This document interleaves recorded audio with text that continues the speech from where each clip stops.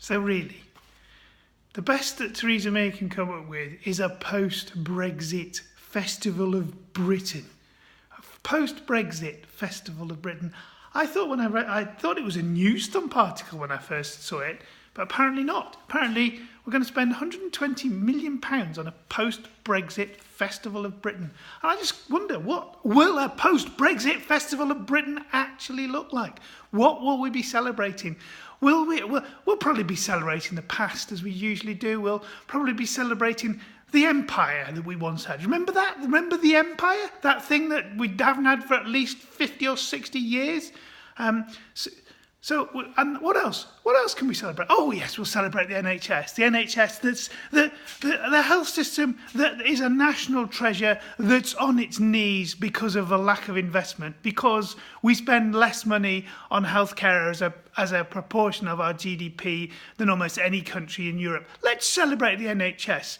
Let's have an NHS on its knees show, and we should get Danny Boyle, the bloke who did the show at the Olympics with all the wonderful nurses and things that he did then. It was a genuine celebration of the NHS, because it was Danny Boyle is a socialist, and the NHS was probably the greatest product of socialism that this country's ever actually seen. But of course, it's now on its knees because of 30 odd years of not just Tory mismanagement, but also Labour mismanagement as well. The Tories are not the only people who are guilty of the state that this country is in. And what else will we actually celebrate? What else can we celebrate?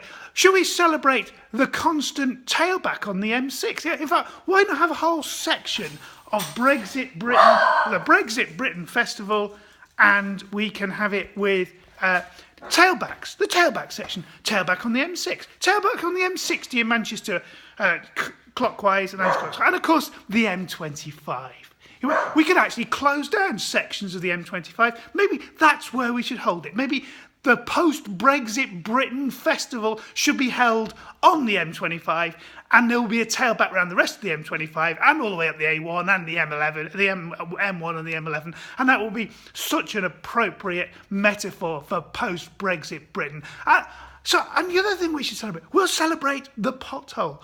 The pothole, the thing that's become prevalent across the whole of this country because of the lack of investment over the last 30 or 40 years, but more recently, the austerity that was introduced by the wonderful George Osborne as a result of the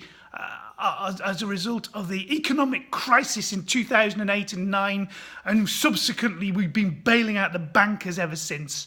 And of course, taking money away from our local government. So, I mean, as an example, we live in Northamptonshire. Northamptonshire is a county now with a totally dysfunctional county council. In fact, I don't even know there's a county council. Some people have been appointed, some administrators have been appointed to take over from the Tory county council. The Tory county council that had money taken off it by the Tory government because of their cuts to local government. Local government is now operating on 50% of what it was operating on 10 years ago.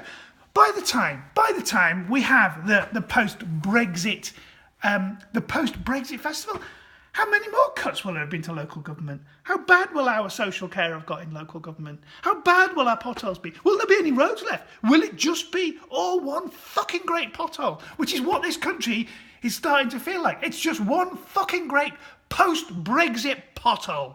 That's what in fact, maybe it shouldn't be.